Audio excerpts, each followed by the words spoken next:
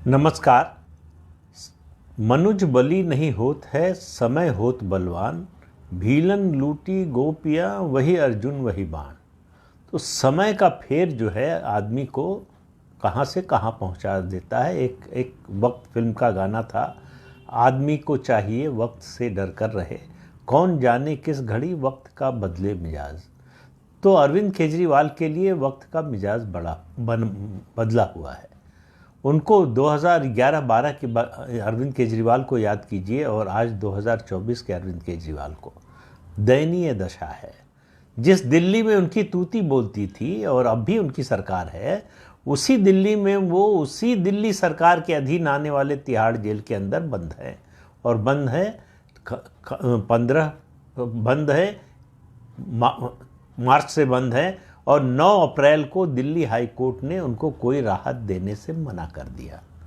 Delhi high court में वो गए थे कि उनकी गिरफ्तारी को अवैध या गैर कानूनी या असंवैधानिक ठहरा दिया जाए। उनकी गिरफ्तारी की उनके वकील ने कहा कि उनकी गिरफ्तारी की ज़रूरत नहीं थी, उनको चुनाव प्रचार करने से रोकने के लिए गिरफ्तार किया गया है, ये राजनीतिक गिरफ्तारी है।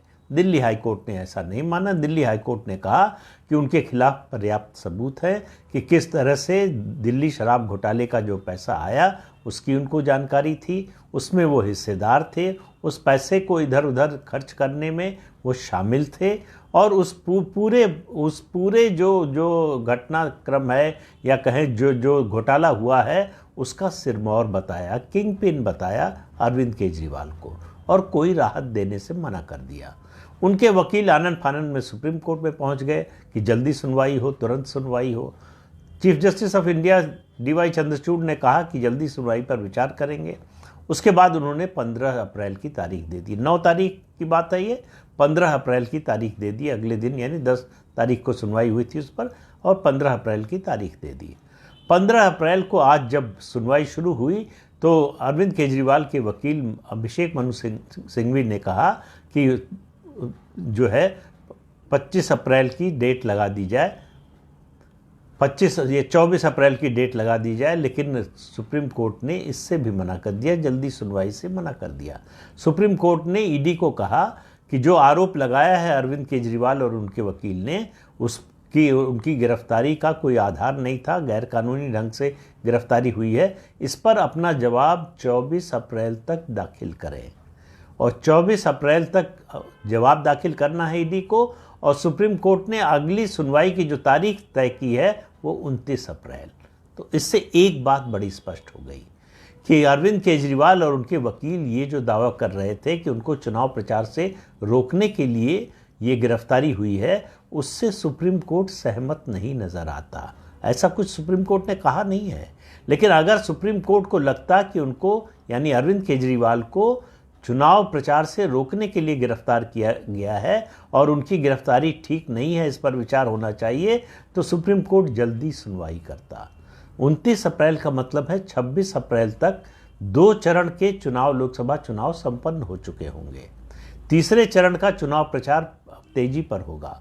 तो 29 अप्रैल को सुनवाई होगी। तो 29 अप्रैल को अरविंद केजरीवाल को कोई राहत मिलने वाली है, इसके कोई संकेत दिखाई नहीं दे रहे। उसकी बड़ी वजह यह है कि हाई कोर्ट का जो जजमेंट है उसमें जिस तरह के सबूतों की बात की गई है, अरविंद केजरीवाल के इन्वॉल्वमेंट की बात की गई है, उसके बाद उनके लिए जो है कोई राहत मिलना मुश्किल है। तो अदालत की स्थिति तो ये है, अदालत में उनका जो मुकदमा है, उनका जो मामला है, उसकी स्थिति ये है। अदालत से बाहर दिल्ली में कोई सिंपैथी ही नहीं मिल रही है। अरविंद केजरीवाल जेल में है, इतने दिन से जेल में है और कोई सड़क पर नहीं उतर रहा है। और उनकी पत्नी सुनीता केजरीवाल जो उनसे मिलने जाती थी और उनका एक नया संदेश लेकर आती थी। जब से संजय सिंह जेल से बाहर आए हैं, जमानत पर आए हैं, तब से वो संदेश आने का सिलसिला ही रुक गया है। तो अब अरविंद केजरीवाल संदेश दे नहीं रहे हैं या सुनीता केजरीवाल वो संदेश सुना नहीं रही है। मामला क्या है ये समझ से परे है। लेकिन इतना समझ में आ रहा है कि संजय सिंह के आने से अरविंद केजरीवाल की जो योजना थी पॉलिटिकल सक्सेशन को लेकर, उसमें कुछ न कुछ तो पलीता लगा है, कुछ न कुछ गड़बड़ हुई है। और अरविंद केजरीवाल को समझ में आ गया है ये मामला इतना आसान नहीं है। वो अपनी पत्नी सुनीता केजरीवाल को मुख्यमंत्री दिल्ली का बनाना चाहते थे अपनी जगह पर, ये बड़ा स्पष्ट है। ये कहना कि मैं जेल से सरकार चलाऊंगा, तो उनसे प्रतिप्रश्न पूछा जाना चाहिए, उनसे एक सवाल पूछा जाना चाहिए कि अगर आप जेल से सरकार चला सकते हैं, चलाना चाहते हैं और उसको आप संवैधानिक मानते हैं, तो मनीष सिसोदिया क्यों नहीं जेल से अपना मंत्रालय चला सकते? सत्येंद्र जैन क्यों नहीं चला सकते वहाँ से जेल से सरकार? उनसे क्यों इस्तीफा लिया? सवाल इसका है। जो संविधान आप पर लागू होता है वही इन दोनों नेताओं पर भी लागू होता है। संजय सिंह तो कहीं मंत्री थे नहीं, तो इसलिए उनका वो प्रश्न उन पर लागू नहीं होता, लेकिन मनीष सिसोदिया और सत्येंद्र जैन पर तो लागू होता है। उनसे इस्तीफा क्यों लिया? अगर संविधान इस बारे में चुप है, जो कि सही है, संविधान इस बारे में कुछ नहीं बोलता, तो सवाल ये है कि आपने इन दो मंत्रियों से अपने इस्तीफा क्यों लिया? क्यों नहीं इनको जेल से अपना विभाग चलाने दिया? अगर ये जेल से अपना विभाग नहीं चला सकते, तो आप जेल से सरकार कैसे चला सकते हैं? तो अरविंद केजरीवाल के लिए दिन पर दिन मुश्किल बढ़ती जा रही है। 29 अप्रैल का मतलब है, आज जब हम लोग बात कर रहे हैं तो 15 अप्रैल है, यानी लगभग 2 हफ्ते बाद। 2 हफ्ते बाद जो है 29 अप्रैल को जब ये सुनवाई होगी, तब तक जो है वो चुनाव अपने पीक पर होगा। जैसा कि मैंने बताया, 2 चरण का मतदान भी हो चुका होगा, तीसरे चरण का चुनाव प्रचार तेजी पर होगा। तो अरविंद केजरीवाल इस चुनाव से, लोकसभा चुनाव से लगभग बाहर हो गए हैं, ये तो निश्चित हो गया है। और मेरा तो मानना है कि वो 2020 जनवरी में जो विधानसभा चुनाव दिल्ली का होने वाला है, उस समय तक भी जेल में रहेंगे। जेल से बाहर आने की उनकी कोई उम्मीद नहीं है।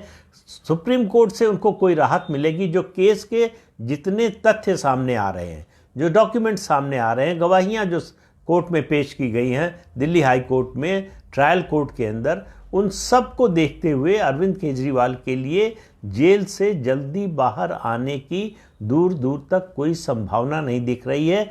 इससे अरविंद केजरीवाल ज़्यादा परेशान नहीं होंगे कि जेल से आने की संभावना नहीं दिख रही है। उनको लग रहा था कि उनको लग रहा था क्या, उनको विश्वास था कि भारतीय जनता पार्टी की सरकार जो है पूरी कोशिश करेगी कि उनकी गिरफ्तारी न हो, क्योंकि उनकी गिरफ्तारी का मतलब होगा कि उनको सिंपैथी मिलना, और ये भाजपा के लिए राजनीतिक रूप से नुकसानदेह होगा।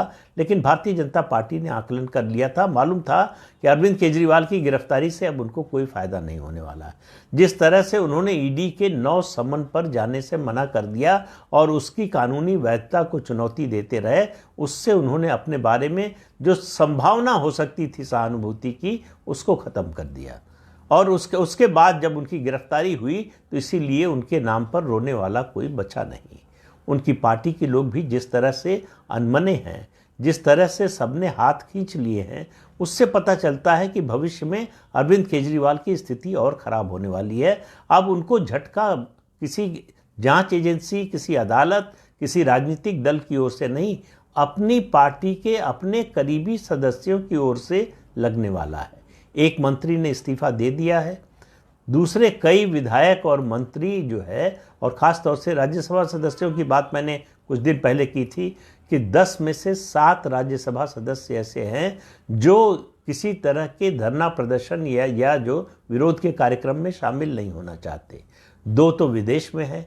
तो कुल मिलाकर इन 7 राज्यसभा सदस्यों की जो अनदेखी है अरविंद केजरीवाल के प्रति, वो कहानी कह रही है कि आम आदमी पार्टी के अंदर कुछ बड़ा पक रहा है, और जो पक रहा है वो अरविंद केजरीवाल के लिए अच्छी खबर नहीं है। कब तक पकेगा, कब तक वो पक कर पूरा होगा, तैयार होगा, ये तो अभी पता नहीं है। लेकिन इतना निश्चित है कि अरविंद केजरीवाल के लिए अगला जो खतरा आने वाला है, बड़ा खतरा जो आने वाला है, वो उनकी अपनी पार्टी और उनके अपने करीबी लोगों की ओर से आने वाला है। पत्नी को राजनीतिक विरासत सौंपने का उनका सपना, ऐसा लगता है, कम से कम फिलहाल तो ऐसा दिखाई दे रहा है कि वो जो है वो कामयाब होता हुआ दिखाई नहीं दे रहा है। लेकिन राजनीति के बारे में निश्चित तौर पर आप कुछ नहीं कह सकते जब तक अरविंद केजरीवाल इस्तीफ़ा नहीं देते, उनके इस्तीफ़ा देने की नौबत नहीं आती, तब तक जो है उनके राजनीतिक विरासत के बारे में कुछ निश्चित रूप से कहना मुश्किल है। लेकिन इतना तय है कि संजय सिंह अगर जेल में रहते तो स्थितियां दूसरी होती। संजय सिंह के बेल पर बाहर आने का मतलब है स्थितियां बदल गई हैं, और ये बदली हुई स्थितियां अरविंद केजरीवाल के पक्ष में तो नहीं ही है। तो क्या होगा नतीजा, 29 अप्रैल को पता चलेगा। सुप्रीम कोर्ट कोई फौरी राहत देगा नहीं देगा, ये सारे सवालों का जवाब 29 अप्रैल को मिलेगा। लेकिन जो केस है, जितना पुख्ता केस ईडी ने बनाया है, उसमें मुझे संभावना बहुत कम नज़र आती है कि सुप्रीम कोर्ट कोई राहत देगा अरविंद केजरीवाल को। तो इस अंक में इतना ही। नमस्कार।